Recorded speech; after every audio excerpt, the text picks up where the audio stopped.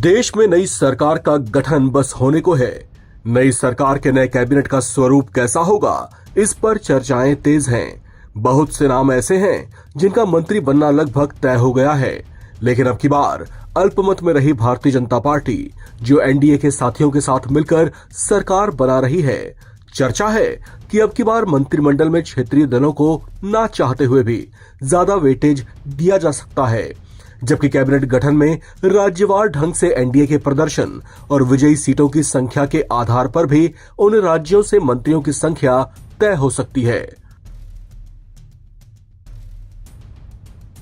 बात सबसे पहले उत्तर प्रदेश की करें तो अब की बार बीजेपी को इस बार यूपी से 29 सीटों का नुकसान हुआ है। यहां बीजेपी पिछली बार की 62 सीटों की तुलना में सिमटकर 33 सीटों पर आ गई है।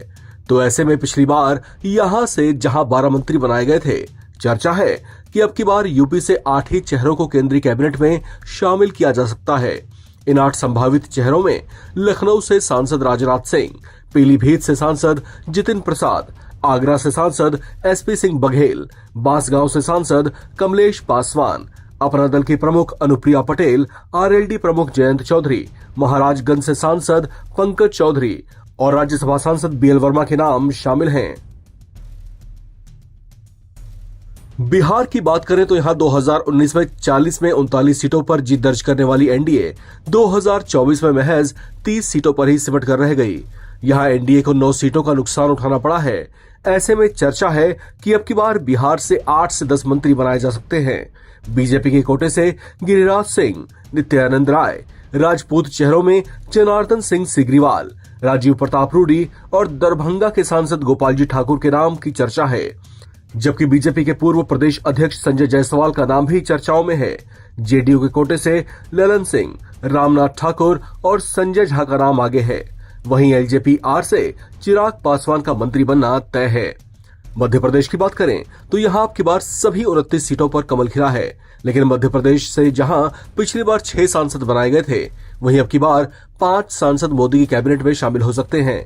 इनमें शिवराज सिंह चौहान, ज्योतिरादित्य सिंधिया, डॉक्टर वीरेंद्र कुमार खटीक, सावित्री ठाकुर और दुर्गा दास उइके का नाम शामिल है। अब बात करते हैं राजस्थान की। राजस्थान में पिछली बार की सभी 25 सीटों के मुकाबले अब की बार बीजेपी महज 14 सीटों पर ही सिमट गई है। चर्चा है कि यहां बीकानेर से सांसद अर्जुन राम मेघवाल, जोधपुर सांसद गजेंद्र सिंह शेखावत, अलवर से सांसद भूपेंद्र यादव और अजमेर से सांसद भागीरथ चौधरी को केंद्र में मंत्री बनाया जा सकता है। महाराष्ट्र की बात करें तो लोकसभा चुनाव में भले ही बीजेपी के अगुवाई वाले महायुति को सिर्फ 17 और इसमें बीजेपी को 9 सीटें मिली हों, लेकिन बावजूद इसके यहां पर मंत्रियों की संख्या ज्यादा होगी।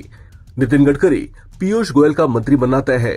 इनके अलावा एकनाथ शिंदे की अगुवाई वाली शिवसेना के कोटे से एक नाम प्रताप राव जाधव मंत्री बनाए जा सकते हैं, जबकि अजित पवार की एनसीपी से सुनील तटकरे और प्रफुल्ल पटेल के नाम की चर्चा है, लेकिन उनके पास कोई कॉल नहीं आई। पंजाब की बात करें तो यहां की 13 सीटों पर तो एनडीए का खाता ही नहीं खुल पाया।